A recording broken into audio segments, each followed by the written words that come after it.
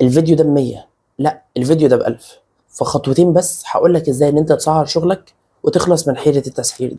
اول نقطة لازم تعرف مستواك للبروجكت اللي انت هتعمله. مجالات المونتاج كتيرة جدا جدا، فانت لازم تبقى عارف انت هتشتغل في انهي بروجكت. وحتى المستوى اللي ممكن يتعمل لنفس الفيديو كتير، فانت لازم تبقى عارف ايه هو مستواك. لازم كمان تبقى عارف ايه الادوات اللي انت هتشتغل بيها، زي الكمبيوتر، زي البرامج. كمان انت هتشتغل بالساعة ولا بالمشروع. كل ده بيتحسب بالتكلفة النهائية.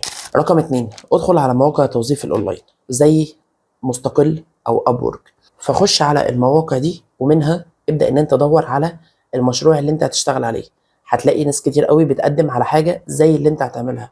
شوف المستويات وشوف الاسعار، بس خلي بالك في الاول خالص هيبقى مستواك قليل، فطبيعي ان انت هيبقى سعرك قليل.